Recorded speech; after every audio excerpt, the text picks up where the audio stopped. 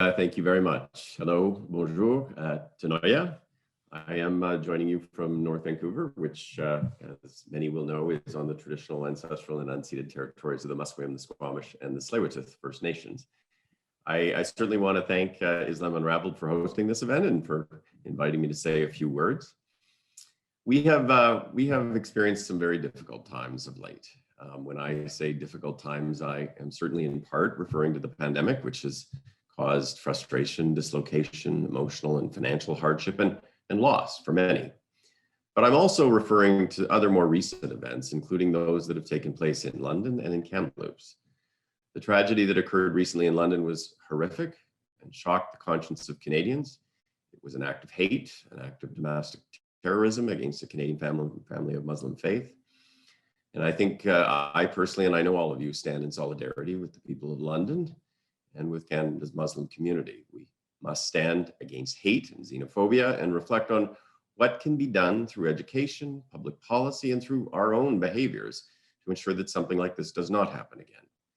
In Kamloops, the discovery of 215 children's remains at a former residential school were deeply, deeply disturbing for many, many Canadians.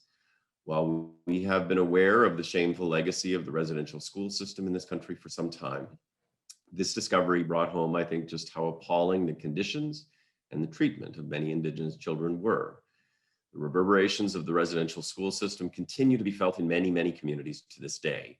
First Nations, Inuit, and Métis communities are resilient, but we have much to do to repair the damage, to address the centuries-old wounds, and to define and walk a path towards healing. This clearly is a time when we must all look to do what we can to support others, and a time in which we should engage in important conversations regarding racism, prejudice, and discrimination in our society. Today, as you will all know, is Indigenous Peoples Day, and we are gathered virtually to celebrate the hidden history of Indigenous peoples. And this is something on which I actually have been quite focused on in my capacity as Minister responsible for Parks Canada, which is something I get to do in addition to environment and climate change. One of the important roles that I am privileged to play as Minister is to work closely with the Historic Sites and Monuments Board on the commemoration of important events in the history of this country. It is very clear that we must collectively acknowledge that the way in which and the events on which we have traditionally focused has been very much to the exclusion of the history of Indigenous peoples and the history of other racialized communities in Canada.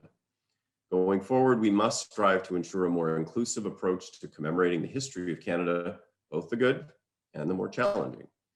Over the past year, a few things that we've done in this regard would include the designation of the residential school system as an event of national historic significance, as well as the designation of 2 former residential schools as national historic sites, very much in partnership with local First Nations. These are part of the federal government's response to Call to Action 79 of the Truth and Reconciliation Commission. During this past year, we also announced 4 new designations that recognize the national historic significance of persons and events associated with Black history in this country. Canada and the concept of Canada remain very much a work in progress. As some commentators have said, Canada is perhaps the world's first postmodern state. A state that to survive and thrive must ensure the thoughtful consideration of and the celebration of differences. A state that can and must recognize that the celebration of various cultures can and should in fact make us richer and stronger. The inspiration for and the work of Islam Unravelled is precisely about building a more inclusive, a richer, and a stronger Canada. Its focus on education and engagement is very much to be applauded and supported.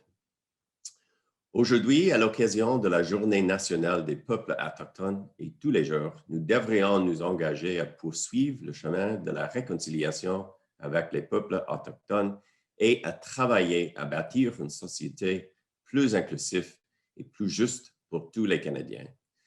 Today, on National Indigenous Peoples Day and every day, let us all rededicate ourselves to continuing to walk the path of reconciliation with Indigenous peoples and to work to build a more inclusive and a more just society for all Canadians. So thank you very much for inviting me to be with you today. Merci. Wachuyo.